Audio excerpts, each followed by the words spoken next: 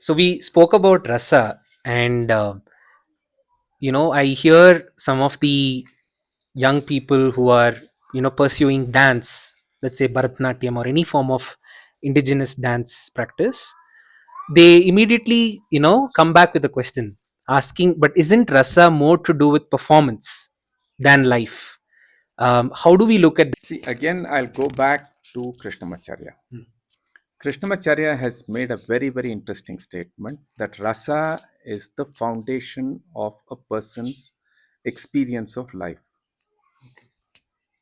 Yeah, at every moment the world is changing, I'm responding. The first inkling of this response, very nascent, is rasa. That's the way he looks at it. That makes a lot of sense.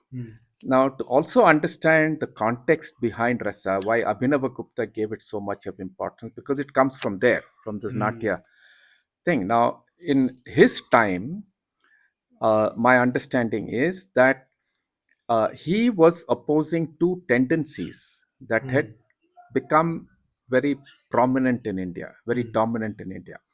One was the Buddhist idea of going away from the world.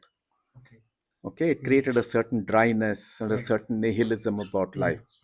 The other was Advaitic ideas, which again, like we spoke about just now, if you don't understand it properly, creates another kind of nihilism. Oh, everything is illusion. Illusion itself is a wrong translation, but that seems to have happened. So he came up with a very, very powerful alternative. He said there is Shivam and Shakti, the female principle of life. Okay.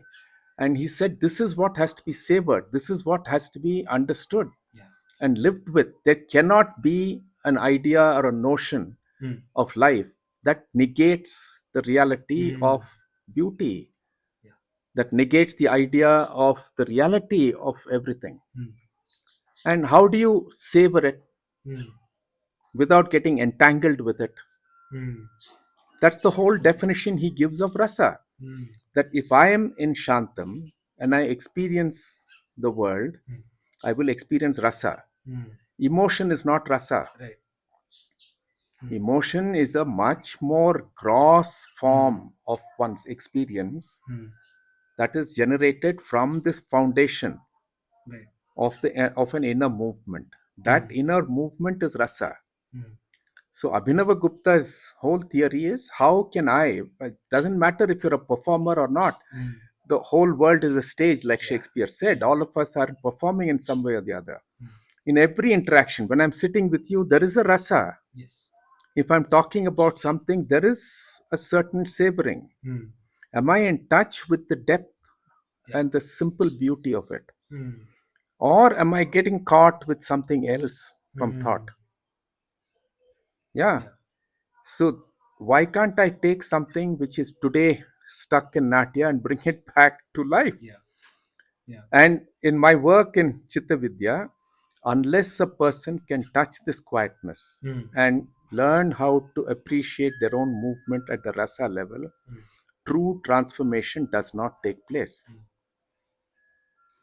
Yeah, and I've discussed it with many very, very knowledgeable dancers before I have worked on this theory. Yeah. So he's talking about life. Life is what gets represented in Natya. Otherwise, what are they doing? Yeah. How can they create what they call sadharanikarana, evoke something in me, if there is no rasa in me? There's something wrong with this notion of saying it's only Natya.